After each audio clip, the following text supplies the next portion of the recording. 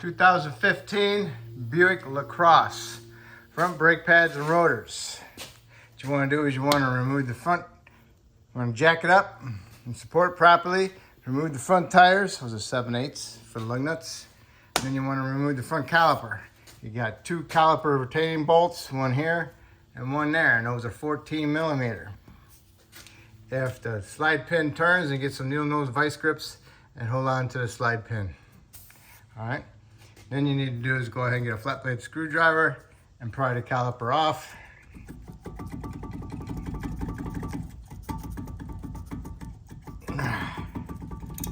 It'll eventually come. All right. And then get it up, inspect it, inspect the boot. Make sure they're not torn or any fluid coming out of it. If it does, torn or fluid leaking, then you need to replace the caliper and the bracket. That's what I recommend. Go ahead and flip it over to the side, don't let it hang. And then now you got the caliper bracket. It's held on by 2 21 millimeter bolts on the back side. If you don't have a 21, you can use a 13/16 socket. Okay. All right. So next we're going to remove this. And if it has the retaining screw on it for the rotor, then you need to remove that also. That's a Torx bit, and that is a T30. Okay. All right, you got the caliper bracket off. Remove the hardware, abundant clips, the hardware, and then underneath there you need to clean that surface up.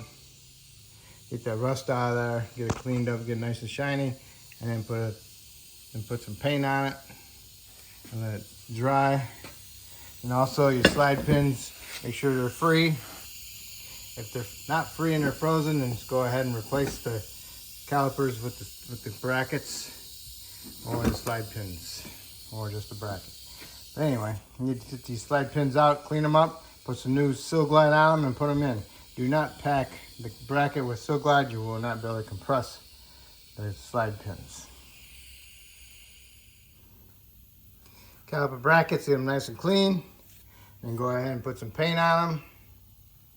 And also pull out your slide pins. Put some Seal Glide on them. Roll them around the Seal Glide, stick them back in, get some on the boot to help lubricate the boot as well. And it helps seal it. All right. So now you got the paint on, and let the paint dry. Now you need to remove your rotor. Remove your retainer bolt, screw. If the rotor is bonded on to the hub, you need to smack it with a hammer around the outside of it. Try not to hit the studs. And then the vibration will vibrate it loose, and you can get the rotor off. All right, the rotor's off. Now here's the hub bearing itself.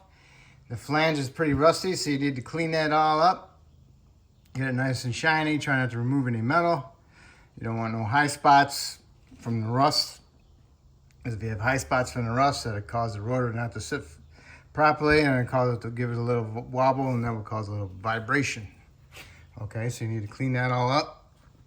And after you get it cleaned up, then you can put a little light film anti-seize on it to help keep it from rusting.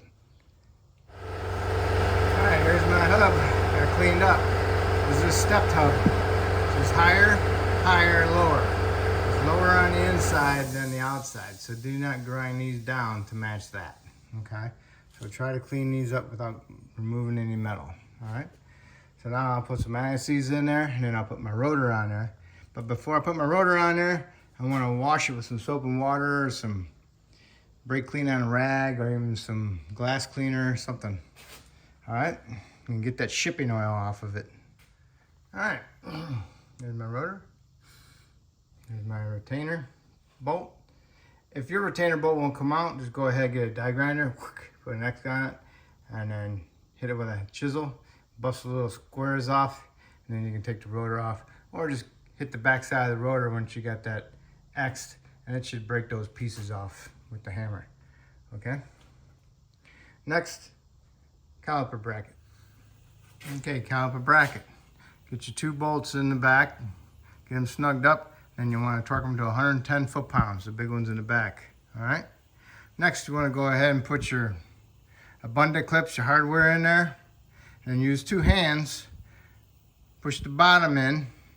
These act like little springs here. Okay. So you gotta push the brake pad against that spring and make sure you hold this clip up in there when you push that pad in there. So get the bottom in first and then take that one like that. All right. Now these brake pads have wear indicators on them. So the wear indicator goes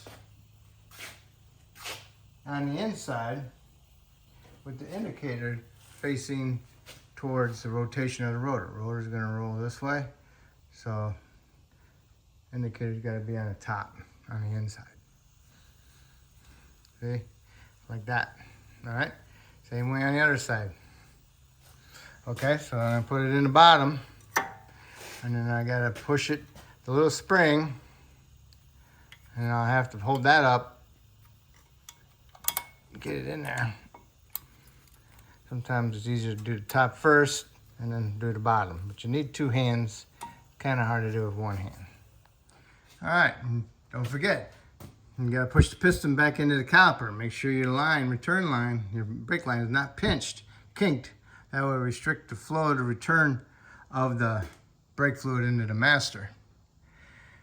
If it's not pinched or anything, it's got a straight shot and you still can't push it in with a C-clamp, then you got a problem with your caliper and it should be replaced. So, but make sure you don't have no kinks in your lines, all right? All right, put your calipers on. Push your slide pins in so you can get your caliper past it. Then both upper and lower. Make sure your line hose is not twisted, funny looking, making it harder to install. Make sure it's a nice clean shot, otherwise you got your caliper turned. So get your bolts in there, get them started, snug them up, and go ahead and torque them to 28 foot-pounds, okay? And that's how you do your brakes. So do the other side exactly the same way. And when you get done with that side, you're gonna go put your tires back on, torque your lug nuts to 100 foot-pounds, lower it down on the ground, go inside the vehicle, push the pedal to the floor a couple times, make sure you got a decent pedal. All right, then start it, push the pedal to the floor a couple times, shut it off, go check the fluid in the reservoir for the brakes, make sure it's at the proper level. If not, top it off, and then go ahead and close your hood and you're all set. Just make sure you got a good firm pedal before you go put it in reverse or drive, because you don't want to drive through your door or something like that. So, because if you don't pump up the pedal, you won't have any brakes, okay? So that's it. So that's how you do your brakes, all right? Hopefully I helped you out. Hopefully you can help me out by subscribing to me, and I appreciate it.